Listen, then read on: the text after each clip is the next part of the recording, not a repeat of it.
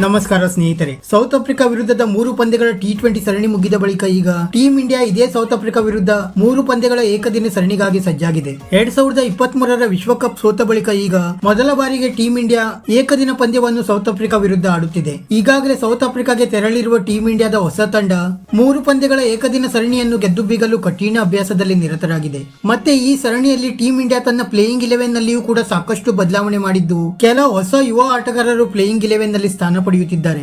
ಮತ್ತೆ ಈ ಸರಣಿಯ ನಾಯಕತ್ವವನ್ನು ಕನ್ನಡಿಗ KL ರಾಹುಲ್ ಅವರು ವಹಿಸಿಕೊಳ್ಳಲಿದ್ದರೆ, ತಂಡದ ಹಿರಿಯ ಆಟಗಾರರಾದ ರೋಹಿತ್ ಶರ್ಮಾ, ವಿರಾಟ್ ಕೊಹ್ಲಿ, ರವೀಂದ್ರ ಜಡೇಜಾ, ಶುಭ್ಮನ್ ಗಿಲ್, ಜಸ್ಪ್ರೀತ್ ಬುಮ್ರಾ, ಮೊಹಮ್ಮದ್ ಸಿರಾಜ್, ರವಿಚಂದ್ರನ್ ಅಶ್ವಿನ್, ಮೊಹಮ್ಮದ್ ಶಮೀರ್ ಅಂತ ಬಹುತೇಕ ಹಿರಿಯ ಆಟಗಾರರಿಗೆ ಈ ಸರಣಿಯಿಂದ ವಿಶ್ರಾಂತಿ ನೀಡಲಾಗಿದೆ. ಮತ್ತೆ ಅವರ ಬದಲಿಗೆ ಯುವ ಆಟಗಾರರಾದ ಸಾಯಿ ಸುದರ್ಶನ್, ರಜತ್ ಪಟಿದಾರ್, ಯುಜ್ವೇಂದರ್ ಚಹಲ್, ಸಂಜು ಸ್ಯಾಮ್ಸನ್, ರಿಂಕು ಸಿಂಗ್ ರಂತ ಯುವ ಆಟಗಾರರಿಗೆ ತಂಡದಲ್ಲಿ ಅವಕಾಶ ನೀಡಲಾಗಿದೆ. ಹಾಗಾದರೆ ಈ ಸರಣಿಯ ಮೊದಲ ಪಂದ್ಯ ಯಾವಾಗ ನಡೆಯಲಿದೆ, ಎಲ್ಲಿ ನಡೆಯಲಿದೆ, ಭಾರತ ಮತ್ತು ಸೌತ್ ಆಫ್ರಿಕಾ ನಡುವಿನ ಹೆಡ್ ಟು ಹೆಡ್ ರೆಕಾರ್ಡ್ ಯಾವ ರೀತಿ ಇದೆ, ಮತ್ತೆ ಮೊದಲ ಪಂದ್ಯದ ವೇಳೆ ಹವಾಮಾನ ವರದಿ ಯಾವ ರೀತಿ ಇದೆ, ಭಾರತ ತನ್ನ ಪ್ಲೇಯಿಂಗ್ 11 ನಲ್ಲಿ ಯಾವ ಬದಲಾವಣೆ ಮಾಡಬಹುದು, ಈ ಪಂದ್ಯದ ಬಗ್ಗೆ ಪ್ರತಿಯೊಂದು ಮಾಹಿತಿಯನ್ನು ಕೂಡ ಈ ವಿಡಿಯೋದಲ್ಲಿ ತಿಳಿದುಕೊಳ್ಳೋಣ. ದಯವಿಟ್ಟು ವಿಡಿಯೋ ಕೊನೆಯ ತನಕ ನೋಡಿ ಮತ್ತೆ ಇತರರಿಗೂ ಕೂಡ ಶೇರ್ ಮಾಡಿ. ಅದಕ್ಕೂ ಮುನ್ನ ವೀಕ್ಷಕರೇ, ನೀವಿನ್ನು ನಮ್ಮ ಚಾನೆಲ್ ಅನ್ನು ಸಬ್ಸ್ಕ್ರೈಬ್ ಮಾಡಿಲ್ಲ ಅಂದ್ರೆ ದಯವಿಟ್ಟು ಸಬ್ಸ್ಕ್ರೈಬ್ ಮಾಡಿಕೊಳ್ಳಿ. ಮತ್ತೆ ಈ ವಿಡಿಯೋಗೆ ಒಂದು ಲೈಕ್ ಮಾಡಲು ಮರೆಯಬೇಡಿ. ಸ್ನೇಹಿತರೆ, ಭಾರತ ಮತ್ತು ಸೌತ್ ಆಫ್ರಿಕಾ ನಡುವಿನ ಮೊದಲ ಏಕದಿನ ಪಂದ್ಯ 17 ಡಿಸೆಂಬರ್ 2023ರಂದು ರವಿವಾರ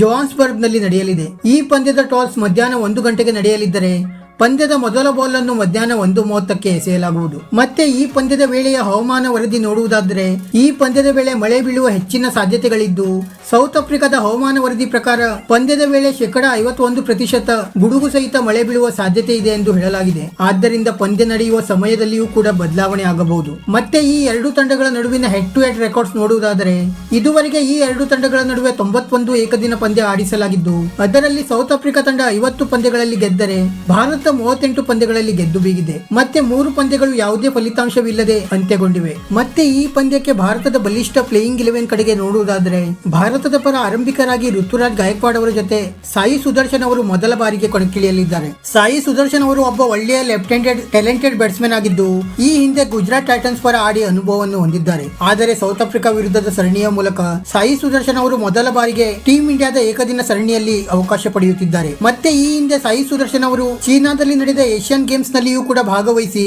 ತುಂಬಾ ಒಳ್ಳೆಯ ಪ್ರದರ್ಶನ ನೀಡಿದ್ದರು. ಮತ್ತೆ ಇನ್ನೊಬ್ಬ ಆರಂಭಿಕ ಆಟಗಾರ ಋತುರಾಜ್ ಗಾಯಕ್ವಾಡ್ ಅವರು ಕೂಡ ಈ ಹಿಂದಿನ T20 ಸರಣಿಯಲ್ಲಿ ತುಂಬಾ ಒಳ್ಳೆಯ ಪ್ರದರ್ಶನ ನೀಡಿದ್ದಾರೆ. ಆದರೆ ಈಗ ಏಕದಿನ ಸರಣಿಯಲ್ಲಿ ಋತುರಾಜ್ ಗಾಯಕ್ವಾಡ್ ಅವರಿಗೆ ಅವಕಾಶ ನೀಡಲಾಗಿದ್ದು, ಸಿಕ್ಕ ಅವಕಾಶವನ್ನು ಗಾಯಕ್ವಾಡ್ ಅವರಿಗೆ ತುಂಬಾ ಚೆನ್ನಾಗಿ ಬಳಸಿಕೊಳ್ಳಬೇಕಾಗಿದೆ. ನಂತರ 3ನೇ ಕ್ರಮಾಂಕದಲ್ಲಿ ಟೀಮ್ ಇಂಡಿಯಾದ ಭರವಸೆಯ ಬ್ಯಾಟ್ಸ್ಮನ್ ಆದ ಶ್ರೇಯಸ್ ಅಯ್ಯರ್ ಅವರು ಕಣಕ್ಕಿಳಿಯಲಿದ್ದಾರೆ. ಶ್ರೇಯಸ್ ಅಯ್ಯರ್ ಅವರು ಕೂಡ ಸದ್ಯ ಅದ್ಭುತ ಫಾರ್ಮ್ ನಲ್ಲಿ ಕಂಡು ಬರುತ್ತಿದ್ದು, 2023ರ ವಿಶ್ವಕಪ್ ನಲ್ಲಿಯೂ ಕೂಡ ತುಂಬಾ ಒಳ್ಳೆಯ ಪ್ರದರ್ಶನ ನೀಡಿದ್ದರು. ನಂತರ 4ನೇ ಕ್ರಮಾಂಕದಲ್ಲಿ ನೋಡುವುದಾದರೆ, 4ನೇ ಕ್ರಮಾಂಕದಲ್ಲಿ ಈ ಬಾರಿ ಸಂಜು ಸ್ಯಾಮ್ಸನ್ ಅವರು ಕಣಕ್ಕಿಳಿಯಲಿದ್ದಾರೆ.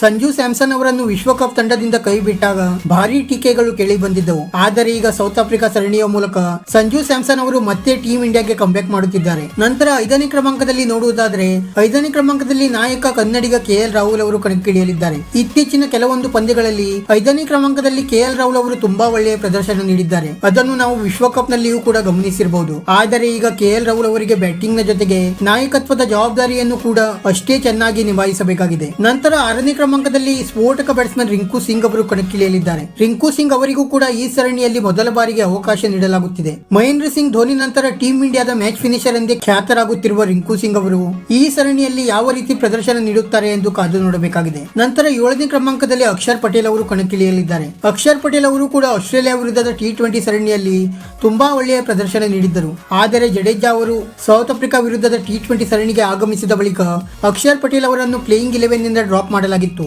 ಆದರೆ ಈಗ ಅಕ್ಷರ್ ಪಟೇಲ್ ಅವರು ಮತ್ತೆ ಕಂಬ್ಯಾಕ್ ಮಾಡುತ್ತಿದ್ದು, ಸೌತ್ ಆಫ್ರಿಕಾ ವಿರುದ್ಧ ಘರ್ಜಿಸಲು ಸಜ್ಜಾಗಿದ್ದಾರೆ. ನಂತರ 8ನೇ ಕ್ರಮಾಂಕದಲ್ಲಿ ನೋಡುವುದಾದರೆ, 8ನೇ ಕ್ರಮಾಂಕದಲ್ಲಿ ಕುಲ್ದೀಪ್ ಯಾದವ್ ಮತ್ತೆ ಯುಜ್ವೇಂದರ್ ಚಹಲ್ ಅವರ ನಡುವೆ ಭಾರಿ ಪೈಪೋಟಿ ನಡೆಯುತ್ತಿದೆ. ಕುಲ್ದೀಪ್ ಯಾದವ್ ಅವರು ಈ ಹಿಂದಿನ ವಿಶ್ವಕಪ್ ಮತ್ತೆ ಸೌತ್ ಆಫ್ರಿಕಾ ವಿರುದ್ಧ T20 ಸರಣಿಯಲ್ಲಿ ತುಂಬಾ ಒಳ್ಳೆಯ ಪ್ರದರ್ಶನ ನೀಡಿದ್ದಾರೆ. ಮತ್ತೆ ಕೊನೆಯ T20 ಪಂದ್ಯದಲ್ಲಿ ಕುಲ್ದೀಪ್ ಯಾದವ್ ಅವರು 5 ವಿಕೆಟ್ ಸಹ ಪಡೆದು ಮಿಂಚಿದ್ದರು.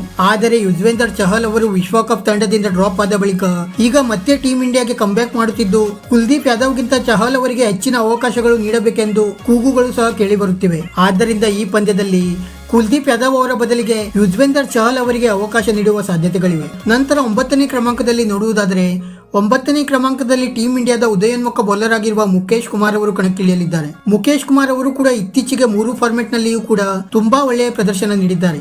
ಆದ್ದರಿಂದ ಸೌತ್ ಆಫ್ರಿಕಾ ಸರಣಿಯಲ್ಲಿ ಇವರ ಮೇಲೆ ನಿರೀಕ್ಷೆಗಳು ಇನ್ನಷ್ಟು ಹೆಚ್ಚಾಗಿದ್ದು, ಸೌತ್ ಆಫ್ರಿಕಾ ವಿರುದ್ಧ ಏಕದಿನ ಸರಣಿಯಲ್ಲಿ ಯಾವ ರೀತಿ ಅಬ್ಬರಿಸುತ್ತಾರೆ ಎಂದು ಕಾದು ನೋಡಬೇಕಾಗಿದೆ. ನಂತರ 10ನೇ ಕ್ರಮಾಂಕದಲ್ಲಿ ನೋಡುವುದಾದರೆ 10ನೇ ಕ್ರಮಾಂಕದಲ್ಲಿ ಹರ್ಷದೀಪ್ ಸಿಂಗ್ ಅವರು ಕಣಕ್ಕಿಳಿಯಲಿದ್ದಾರೆ. ಹರ್ಷದೀಪ್ ಸಿಂಗ್ ಅವರು ಕೂಡ ಬಹಳ ತಿಂಗಳುಗಳ ನಂತರ ಏಕದಿನ ಕ್ರಿಕೆಟ್ಗೆ ಮತ್ತೆ ಕಂಬ್ಯಾಕ್ ಮಾಡುತ್ತಿದ್ದಾರೆ. ಮತ್ತೆ ಕಳೆದ ಕೆಲವೊಂದು ಪಂದ್ಯಗಳಲ್ಲಿ ಹರ್ಷದೀಪ್ ಸಿಂಗ್ ಅವರು ತುಂಬಾ ದುಬಾರಿಯಾಗಿ ಪರಿಣಮಿಸಿದ್ದರು. ಆದರೆ ಇವರು ಏಕದಿನ ಸರಣಿಯಲ್ಲಿ ಯಾವ ರೀತಿ ಪ್ರದರ್ಶನ ನೀಡುತ್ತಾರೆ ಎಂದು ಕಾದು ನೋಡಬೇಕಾಗಿದೆ. ನಂತರ 11ನೇ ಕ್ರಮಾಂಕದಲ್ಲಿ ಇನ್ನೊಬ್ಬ ವೇಗದ ಬೌಲರ್ ಆಗಿರುವ ಅವೇಶ್ ಖಾನ್ ಅವರು ಕಣಕ್ಕಿಳಿಯಲಿದ್ದಾರೆ. ಅವೇಶ್ ಖಾನ್ ಅವರು ಕೂಡ ತುಂಬಾ ಒಳ್ಳೆಯ ಬೌಲರ್ ಆಗಿದ್ದು, ಆಸ್ಟ್ರೇಲಿಯಾ ವಿರುದ್ಧದ ಸರಣಿಯ ಬಳಿಕ ಸೌತ್ ಆಫ್ರಿಕಾ ವಿರುದ್ಧದ T20 ಸರಣಿಯಲ್ಲಿ ಇವರಿಗೆ ವಿಶ್ರಾಂತಿ ನೀಡಲಾಗಿತ್ತು.